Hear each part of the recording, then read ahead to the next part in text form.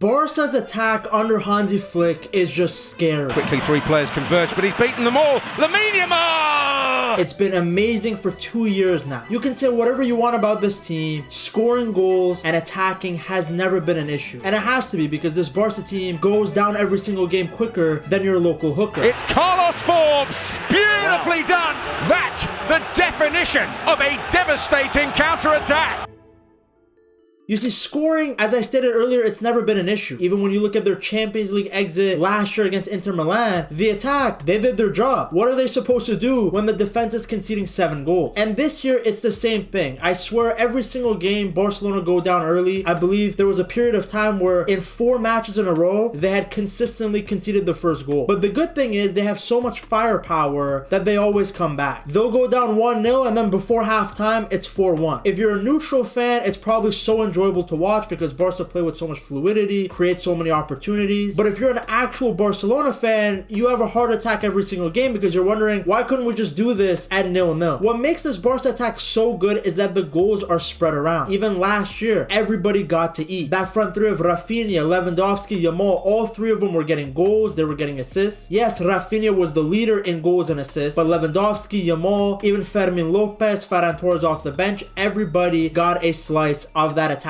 pie. Well, this season it's been the same thing, especially since the big 3 of Yamal, Lewandowski, and Rafinha have not played together that often, so Barca have had to rely on other players. Let's start with Ferran Torres. This guy has been incredible. He scored even more goals than last season, and I thought last season was a great year for him. Now again, he is still an incredibly inconsistent guy. Whenever he's through on goal, you're basically flipping a coin to see if he finishes the ball or not. But when this guy is scoring, when he is clinical, my god, it's like I'm watching prime David Villa again. There are certain games where everything this guy touches, it turns into a goal. And if he's scoring, he's literally unstoppable. Because the thing is, Ferran Torres does everything right. His movement is good. He presses off the ball. His positioning is always in the right areas. The problem is that finishing is inconsistent. There are some games where he's getting a hat-trick before halftime. There are other games where he has a hat-trick of misses. And it's frustrating because he suffers from what I've called earlier the Darwin Núñez conundrum. Because it was the same issue with that guy. He would get in all the right areas, all the right positions. He would press without the ball, but you'd have to create 4, 5, 6 opportunities for this guy to score one. So Ferran has done a good job despite the fact that he is inconsistent in front of goal. We have to give him a lot of respect because he's already in double digits. I mean, he's performing much better than Mr. 10 times more, and that guy wants 30 million euros a year. What's weird about Ferran is for some reason he seems to be a much better player off the bench than when he's starting. It kind of seems to be the same thing with Lewandowski. I'm not sure why that is. Maybe they feel like they have something more to prove when they're not starting. But whatever it is, a big chunk of Barca's goals have come from this guy, the Shark. Now, speaking of Lewandowski, his trajectory this season has been a little bit hit and miss too. He was out because he was injured in early parts of the season, but then he came back and he was still scoring goals. Unfortunately for Leva, no matter how much he does TikToks or yoga with his wife, this guy's still an unk.